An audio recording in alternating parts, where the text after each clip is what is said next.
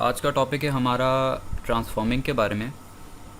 Transforming को define करने के लिए सबसे पहले यहाँ पर एक हमने शेप ड्रॉ कर लिया सिलेक्शन टूल से और उसमें कलर फिल कर लिया।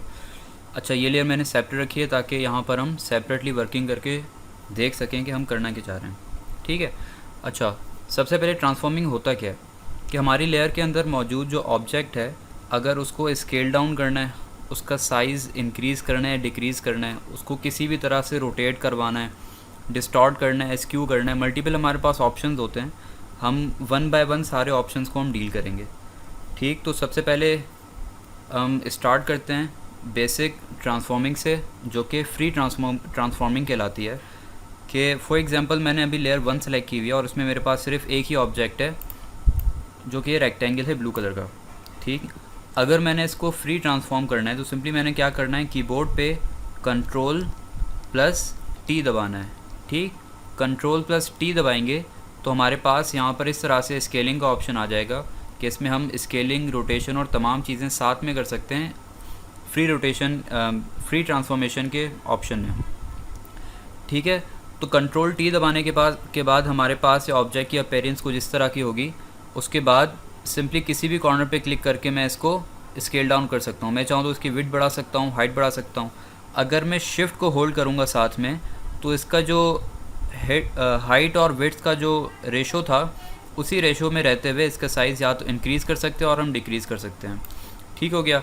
इसी तरह से अगर इन जो ये हमारे पास छोटे स्क्वायर्स बने हुए, अगर मैं इन पर मैं क्लिक नहीं करना चाहता और इसकी बाउंड्री के बाहर अगर मैं एरो रखूं तो मेरे पास रोटेशन का ऑप्शन आ रहा है इस तरीके से, तो मैं कहीं पर भी क्लिक करके सिंपल इसको रोटेट करवा सकता हूं।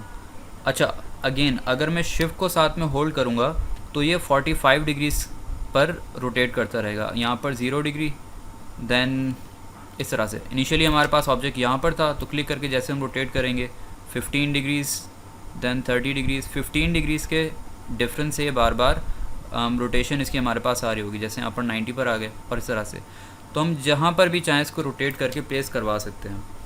ठीक हो गया। अच्छा, सेंटर पॉइंट ये पिवट पॉइंट कहलाता है। अगर मैं चाहूँ तो उसकी पोजीशन चेंज कर सकता हूँ। फॉर एग्जांपल मैंने यहाँ से उठाकर इसको इस कॉर्नर पर रख दिया, तो अब अगर मैं इसको रोटेट करवाऊँगा तो ये इस एक्सिस के अराउंड रोटेट करेगा। ठीक, इसमें भी अगेन अगर मैं शिफ्ट होल्ड करूँगा तो अगेन 15 डिग्रीज़ के डिफरेंस से ये ऑब्जेक्ट रोटेट होता रहेगा। ठीक हो गया। ये ऑप्शन था हमारे पास फ्री ट्रांसफॉर्मेशन का। ठीक है। अच्छा, इस ट्रांसफॉर्मेशन के दौरान हमारे पास ऊपर यहाँ पर और मल्टीपल ऑप्शंस हैं। जैसे ये यहाँ पर अगर मैं चाहूँ तो परसेंटेज के हिसाब से इसकी विड्थ या फिर मैं इसकी हाइट इंक्रीज़ या डिक्रीज़ कर सकता हूँ। सिंपली यहाँ पर मैं कोई भी एंगल पुट करके इसको किसी सर्टेन एंगल पर रोटेट करवा सकता हूँ। फॉर एग्जांपल अगर मैं एंगल रखता हूँ 40 डिग्रीज़ का तो 40 डिग्रीज़ पर यहाँ पर रोटेट हो जाएगा। अगर मैं कीबोर्ड पे एरो कीज से वैल्यू इंक्रीज़ या डिक्रीज़ करूँगा तो उसके अकॉर्डिंगली भी इसकी रोटेशन यहाँ पर चेंज होती रहेगी। तो अगर हमें रोटेशन में बहुत ही माइनर सी रोटेशन इंक्रीज़ या डिक्रीज़ करनी है, हम इसके बैकग्राउंड या फिर बाकी लेयर्स के अकॉर्डिंगली एडजस्ट मतलब उनसे अगर मैच करना चाहते हैं हम, तो हम एरो की से सिंपली बहुत ही माइनर वैल्यूज़ इंक्रीज़ या डिक्रीज़ करके इसमें माइनर रोटेशन लाकर उनके अकॉर्डिंगली हम एडजस्ट कर सकते हैं। ठीक हो गया। अच्छा, अगर मैं ये लिंक ऑन रखूं तो सेम वही सिनेरियो कि अगर मैं विड्थ को जिस परसेंटेज से इंक्रीज़ करूंगा मेरे पास हाइट भी उसी परसेंटेज से इंक्रीज़ हो रही होगी। अगर मैं लिंक को हटा दूंगा तो इंडिपेंडेंटली मैं इसकी विड्थ को और इसकी हाइट को कंट्रोल कर सकता हूं। ठीक हो गया। अच्छा, अब इसी फ्री ट्रांसफॉर्मेशन में अगर हम शॉर्टकट की इसकी फ़िलहाल हम बात कर रहे हैं, हम उधर एडिट और बाकी ऑप्शन में जाकर ट्रांसफॉर्मेशन के अलग अलग ऑप्शन को सेलेक्ट नहीं करना चाहते। सिंपली इनिशियली हमने क्या किया था, लेयर 1 को हमने सेलेक्ट किया था और हमने Ctrl+T प्रेस किया था तो हमारे पास फ्री ट्रांसफॉर्मेशन का ऑप्शन आ गया था। अब अगर फ्री ट्रांसफॉर्मेशन से हम ट्रांसफॉर्मेशन के बाकी ऑप्शंस को एक्सेस करना चाहते हैं तो हम क्या करेंगे, सिंपल इस ऑब्जेक्ट के ऊपर राइट क्लिक करना है। राइट क्लिक करके हमारे पास मल्टीपल ऑप्शन आ रहे हैं। इस वक्त जो ऑप्शन सेलेक्टेड है वो फ्री ट्रांसफॉर्मेशन का ऑप्शन सेलेक्टेड है। अगर मैं स्केल पे क्लिक करूँगा तो उसके बाद स्केल सेलेक्ट करने के बाद मैं सिर्फ इस ऑब्जेक्ट की स्केलिंग कर सकता हूँ। मैंने इसकी हाइट इंक्रीज़ कर सकता हूँ, विड्थ यहाँ से कंट्रोल कर सकता हूँ और यहाँ से दोनों डायमेंशन में जिस तरीके से मैं चाहूँ उनको इंक्रीज़ कर सकता हूँ। अगेन शिफ्ट को होल्ड करूँगा तो इसका साइज़ सेम रेशो में मैं इंक्रीज़ या डिक्रीज़ कर सकता हूँ। और अगर मैं ऑल्टर होल्ड करूँगा ALT तो मेरे पास इस तरह से, अगर मैं फिर मतलब कॉर्नर से अगर मैं होल्ड करके ऑल्टर प्रेस कर रहा हूँ तो फिर मैं इसको सिर्फ एक ही डायरेक्शन में इसकी मैं वैल्यू इंक्रीज़ कर सकता हूँ। ठीक हो गया यहाँ तक। अच्छा, अब क्योंकि हमने स्केल का ऑप्शन सेलेक्ट किया हुआ है तो मैं इस बाउंड्री के जब मैं बाहर जा रहा हूँ तो मेरे पास रोटेशन का ऑप्शन अब नहीं दे रहा है। जब ये फ्री ट्रांसफॉर्मेशन पे था तब ये रोटेशन का ऑप्शन दे रहा था, लेकिन जब इसको हमने स्केल के ऑप्शन पर हम ले आए अब ये रोटेशन का ऑप्शन नहीं दे रहा। हम सिर्फ और सिर्फ यहाँ पर क्या कर सकते हैं, स्केलिंग ही कर सकते हैं। अच्छा, पिवट पॉइंट को वापसी सेंटर पे ले आते हैं। सेकंड ऑप्शन क्या है, रोटेशन का। अगर हमने रोटेशन का ऑप्शन सेलेक्ट कर लिया तो हमारे पास अब यहाँ स्केलिंग का ऑप्शन कहीं से नहीं आ रहा, अब हम सिर्फ रोटेट करवा सकते हैं। ठीक हो गया। थर्ड ऑप्शन क्या है, स्क्यू का। स्क्यू हमारे पास क्या होता है कि सिंपल जैसे इस वर्टेक्स को यहाँ से मैं क्लिक करके मूव करूँ तो अब इसकी विड्थ और हाइट इंक्रीज़ नहीं होगी हमारे पास। सिंपल ये जो वर्टेक्स है इसको मैं प्लस की तरह में मूव कर सकता हूँ, मतलब इसकी इनिशियल पोजीशन से मैं इसको ऊपर की तरफ ले जा सकता हूँ, नीचे की तरफ मूव कर सकता हूँ, राइट की तरफ लेके जा सकता हूँ, लेफ़्ट की तरफ लेके जा सकता हूँ। मैं कहीं राइट और अपवर्ड्स के बीच में नहीं लेके जा सकता मैं। ठीक हो गया। इसी तरीके से अगर मैं इसको बहुत ज़्यादा इधर लेकर जाऊँगा तो इस तरह की मेरे पास शेप की अपीयरेंस आ रही होगी। अच्छा ठीक है, स्क्यू मेरे ख्याल से समझ में आ गया होगा। उसके बाद ऑप्शन क्या है, डिस्टॉर्ट का। ठीक, अगर डिस्टॉर्ट का ऑप्शन हमने सेलेक्ट किया हुआ है, फिर इस वर्टेक्स पर अगर मैं क्लिक करके मूव करता हूँ तो अब ये इंडिपेंडेंटली ये ऊपर अपवर्ड्स डाउनवर्ड्स राइट और लेफ़्ट की डायरेक्शन में सिर्फ मूव नहीं करेगा, बल्कि इस वर्टेक्स को मैं जिस तरफ चाहूँ मूव करवा के इसकी शेप को मैं डिस्टॉर्ट कर सकता हूँ। इसी वजह से ये डिस्टॉर्ट कहलाता है ट्रांसफॉर्मेशन के ऑप्शन के अंदर। ठीक।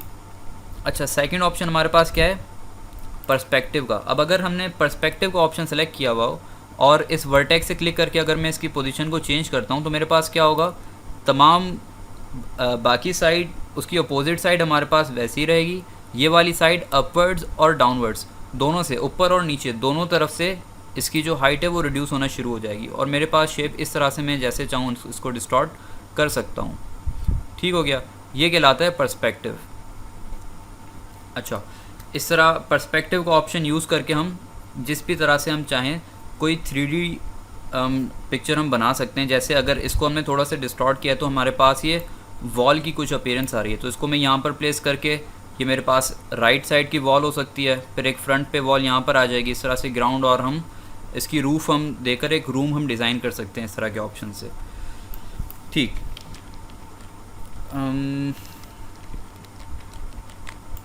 अच्छा, उसके बाद नेक्स्ट ऑप्शन क्या है, वॉर्प का। वॉर्प से क्या होगा हमारे पास, सिंपली हम जिस भी वर्टेक्स से चाहें क्लिक करके उसकी डायमेंशंस को इस तरीके से हम चेंज कर सकते हैं, मतलब बिल्कुल ही फ्रीली हम जहाँ चाहें हम इनको मूव करेंगे और जो बाकी पॉइंट्स हैं उनके अकॉर्डिंगली यहाँ पर ये स्लोप की फॉर्म में इसकी जो पोजीशन है वो यहाँ पर चेंज होती रहेगी। अच्छा, अगर हमने वॉर्प का ऑप्शन सेलेक्ट किया हुआ है तो सिर्फ वर्टिसेस को ही नहीं बल्कि हम इस ऑब्जेक्ट के अंदर भी कहीं क्लिक करके अगर हम मूव करवाते हैं तो उसके अंदर हमारे पास डिस्टॉर्शन हमें नज़र आ रही होगी।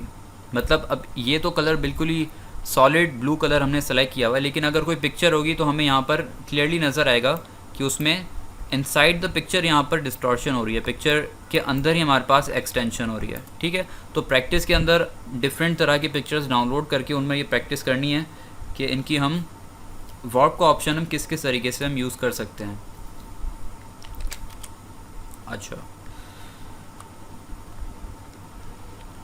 अच्छा, अब इन ट्रांसफॉर्मेशन के इन ऑप्शंस के साथ सिंपली कुछ और ऑप्शन हैं जो कि हम यहाँ पर यूज़ कर सकते हैं। उनको दिखाने के लिए पहले इसकी शेप थोड़ी सी चेंज कर लेते हैं ताकि वो चेंजेस नोटिसेबल हो जाएं। ठीक। अच्छा, और ऑप्शन हमारे पास क्या है, सिंपली जब हमने ट्रांसफॉर्म का ऑप्शन सेलेक्ट किया हुआ है, फ्री ट्रांसफॉर्म पे हम दोबारा क्लिक कर लेते हैं। ट्रांसफॉर्म का जब हमने ऑप्शन क्लिक किया हुआ है तो सिंपली रोटेशन के अलग हमारे पास यहाँ ऑप्शन हैं जिनसे हम डायरेक्टली रोटेट करवा सकते हैं। जैसे 180 डिग्रीज़ पर रोटेट करवा लिया। हॉरिजॉन्टली हम इसको फ्लिप कर सकते हैं, हम चाहें तो इसको वर्टिकली फ्लिप कर सकते हैं।